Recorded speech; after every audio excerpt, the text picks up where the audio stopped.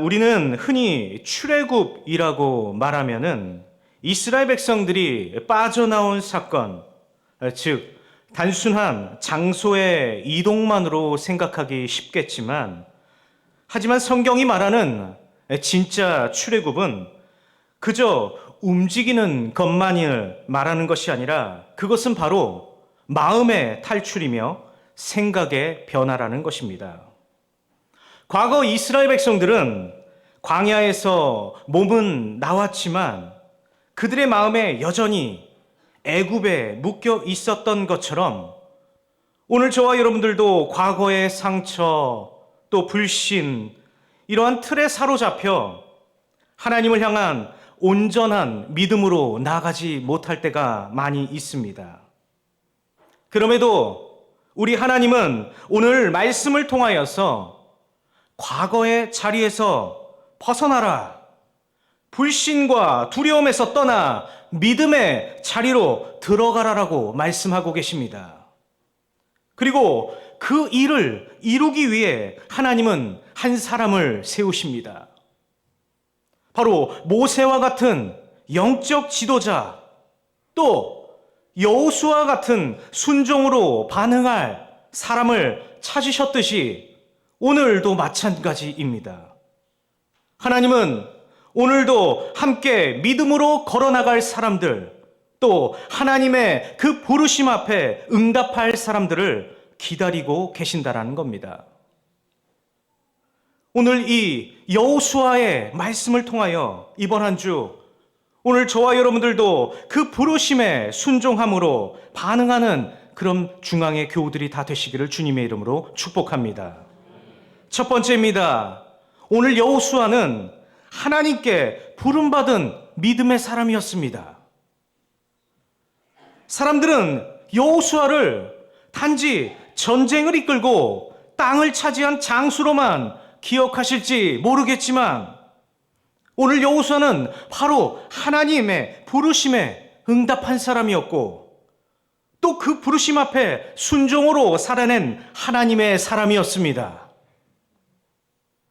이처럼 여호수아의 사명은 단순히 땅을 정복하는 것을 넘어 하나님께서 모세와 여호수아를 통하여 마음이 혼란스럽고 또 흩어진 하나님의 백성들을 다시금 하나님 앞에 세우고 이스라엘 백성들을 다시금 하나님께로 돌이키는 그 사명을 하나님께서 오늘 여호수아에게 맡기셨다라는 겁니다.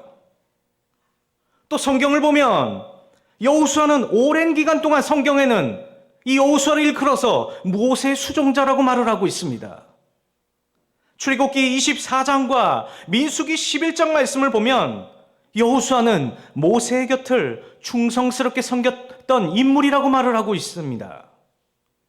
또한 그는 하나님 말씀 앞에서 또 사명의 자리에서 모세의 곁에 항상 묵묵히 함께 있었던 사람이었기에 우리 하나님은 그의 충성스러움을 보시고 마침내 모세가 하나님 곁으로 떠난 후 여호수아를 부르시며 새로운 시대의 사명을 맡기심을 오늘 우리는 말씀을 통해서 보게 되어집니다. 저와 여러분 함께 여호수아 1장 1절 말씀을 함께 봉독하도록 하겠습니다. 함께 봉독합니다. 시작. 여호와의 종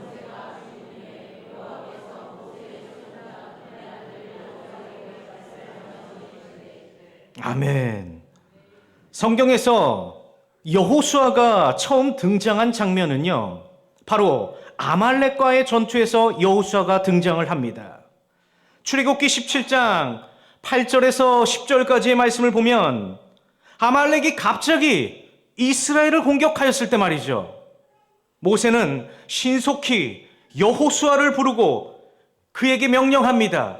백성 중에서 싸울 사람을 택하여 싸우라라고 그에게 명령을 하자 이에 여호수아는 주저함 없이 그 명령을 그대로 받아 지체 없이 행동하는 모습을 말씀을 통해 보게 되어집니다. 이 장면만 보더라도 여호수아의 순종과 책임 그리고 그의 영적 성품을 보여주는 중요한 출발점으로 이처럼 그는 뒤로 물러서는 일이 없었으며 무엇보다 모세가 말하면 그는 곧 행동하였음을 성경을 통해서 보게 되어집니다. 여러분, 이게 바로 여호수아의 섬김의 리더십이었습니다. 그는 명령 가운데 주저하지 않았으며 늘 언제나 모세의 곁을 지켰다라는 겁니다. 또 모세가 시내산에 올라갔었을 땐 어땠습니까? 모세가 하나님과 대면하는 시간을 가졌을 때도 여호수아는 산 아래 어디에선가 조용히 모세를 기다리고 있었고, 이에 성경은 몇 날 며칠을 기다렸는지에 관하여서 말하고 있지는 않지만 출애굽기 24장 15절에서 18절까지의 말씀을 보면 모세가 하나님의 부르심을 따라 40일 동안 산에 머무는 동안 여호수아는 말없이 산 아래 어귀에서 모세를 기다리고 있었고, 이후 모세가 산 아래에서 내려왔을 때 모세를 가장 먼저 맞이한 사람도 여호수아였음을 성경을 통해 보게 되어집니다. 이처럼 하나님의 사람 곁을 지키는 사람, 말씀을 받는 자를 끝까지 동행하며 함께하는 사람, 자신의 자리를 벗어나지 않고 묵묵히 기다리는 사람, 그 사람이 바로 여호수아였다라는 겁니다. 이처럼 오늘 예배 시간에만 하나님을 만나는 것이 아니라 하나님과의 만남을 일상 속에서 바로 순종함으로 살아냈던 그의 모습을 오늘 저와 여러분들이 본받기를 주님의 이름으로 축복합니다. 그리고 또 하나, 오늘 우리가 여호수아를 통해서 본받아야 할 여호수아의 모습이 등장을 합니다. 저와 여러분 함께 출애굽기 33장 11절 말씀 함께 봉독하도록 하겠습니다. 11절 말씀 함께 봉독합니다. 시작.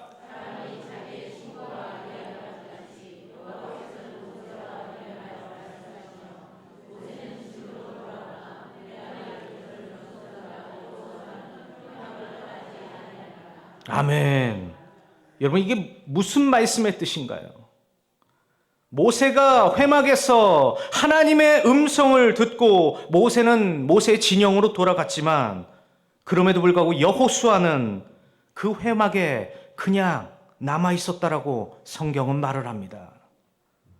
성경은 여호수아가 떠나지 않았다, 이 말은 그냥 그곳에 계속 머물렀었다, 함께 있었다라는 뜻입니다. 이처럼 여호수아는 하나님의 임재가 머무는 곳에 머무는 것이 그에게 있어 가장 중요하다라고 여겼던 사람이었다라는 겁니다. 여호수아는 이렇게 눈에 보이는 결과나 사람의 평가보다는 하나님의 임재가 머무는 자리를 더 소중하게 여겼던 인물이었다라는 겁니다. 이렇게 여호수아는 지도자가 되기 전에 먼저 하나님의 임재 앞에서 무릎 꿇는 법부터 배운 인물이었고, 이후 우리 하나님은 그런 그를 모세 이후 후계자로 세우시게 됨을 성경을 통해 보게 됩니다.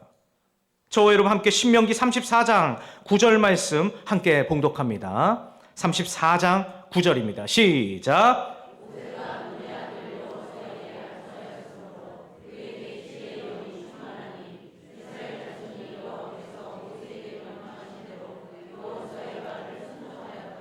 아멘. 여러분, 성경은 분명히 말을 하고 있습니다.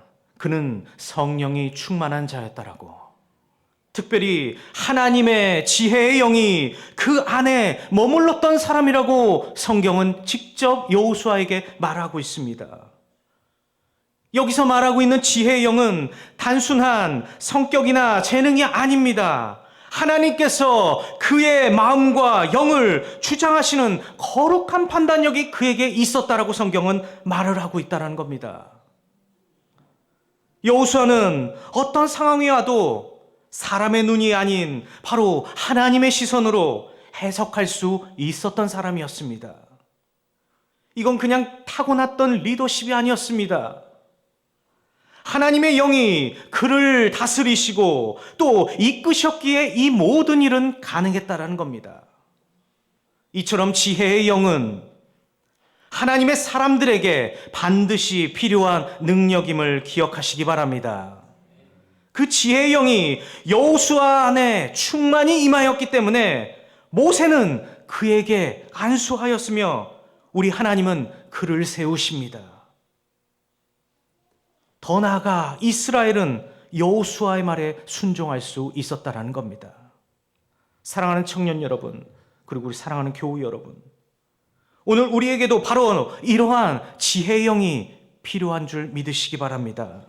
바로 하나님의 뜻을 분별하며 또 믿음으로 결정하고 말씀으로 걸어나가기 위해 날마다 저와 여러분들 하나님 앞에 지혜의 영을 구하시는 저와 여러분들이 되시기를 바랍니다.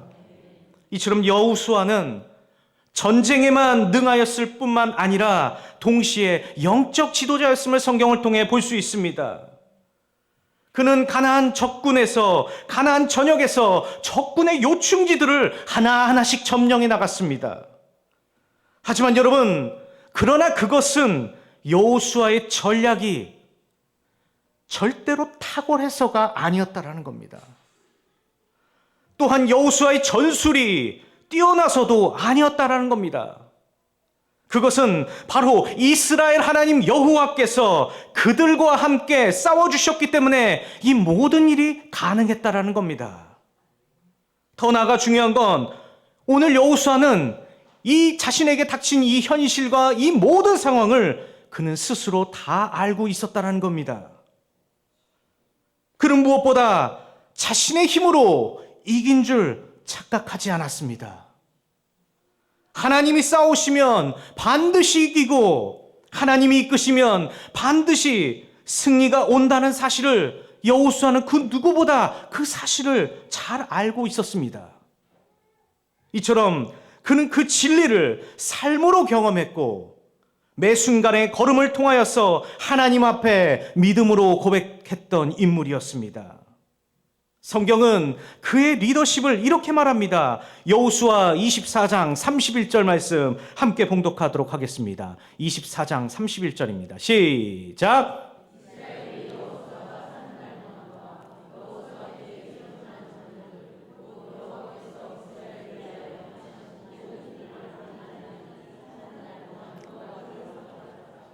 아멘.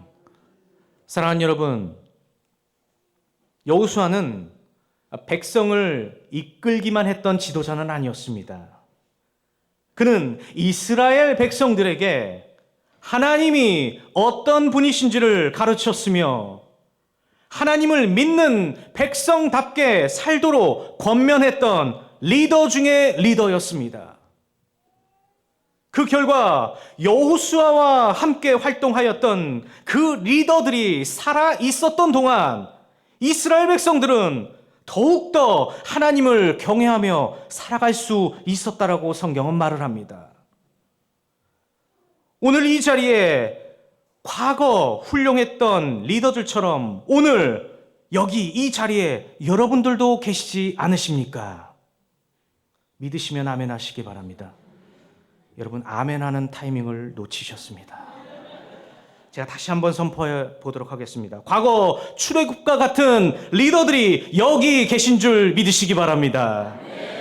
과거 출애굽과 같은 리더들이 여기 있었던 것처럼 이처럼 하나님과 함께 하심에 동시에 하나님을 경외하는 이 여호수아의 마음이 이스라엘 전체 공동체에 강력하고 깊은 흔적을 남겼고 결국 여호수아 1장 1절 말씀을 보면 처음에는 여호수아를 소개할 때 이렇게 소개합니다. 모세의 수종자 눈의 아들 여호수아라고 처음에 불렸지만 그의 생의 마지막 성경은 그를 이렇게 표현합니다. 여호와의 종 눈의 아들 여호수아라고 불려지게 됩니다. 이 호칭은 아무나 받을 수 있는 호칭이 아니었습니다. 이처럼 여호와의 주권과 통치를 자신의 삶 속에서 끝까지 인정함으로 순종함으로 살아낸 자만이 받을 수 있는 이름임을 기억하시기 바랍니다. 여호수아는 하나님께서 맡기신 사명을 끝까지 충성스럽게 감당한 그런 인물입니다. 여러분, 마지막 두 번째입니다. 이제 눈을 뜨셔도 됩니다. 여호수아는 하나님의 약속을 믿고 끝까지 그 싸움을 감당한 인물이었습니다. 저와 여러분 함께 마지막 3절 말씀 함께 봉독하도록 하겠습니다. 함께 봉독합니다. 시작.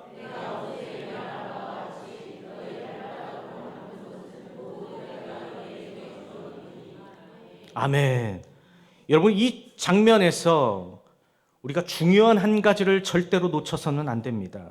하나님은 이스라엘 백성들에게 아직 들어가지도 않은 땅에 대해서 말씀하고 계십니다. 내가 너희에게 주었노라 라고 말씀하십니다. 그런데 여러분, 이 말씀이 주어졌던 당시 이스라엘 백성들의 상황은 어떠했습니까? 아직 요단강도 건너지 않았을 뿐더러 아직 가나안 땅도 발을 내디디지도 못한 상태였다는 겁니다. 그런데 하나님께서 내가 너희에게 주었노라 라고 말씀하십니다. 하나님은 이미 과거형으로 이스라엘 백성들에게 말씀하십니다. 주었다. 이것은 단순한 표현이 아닙니다.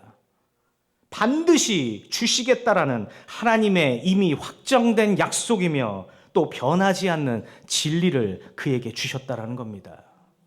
그리고 그 약속은 그날 갑자기 생겨난 게 아닙니다. 이미 아브라함을 통해서 창세기 12장 7절 말씀을 통하여서 그 말씀을 통하여서 이미 주어진 약속이며 그 언약은 다시금 모세를 통하여서 계승이 되었고 이제 여호수아에게로 계승되었다라는 겁니다.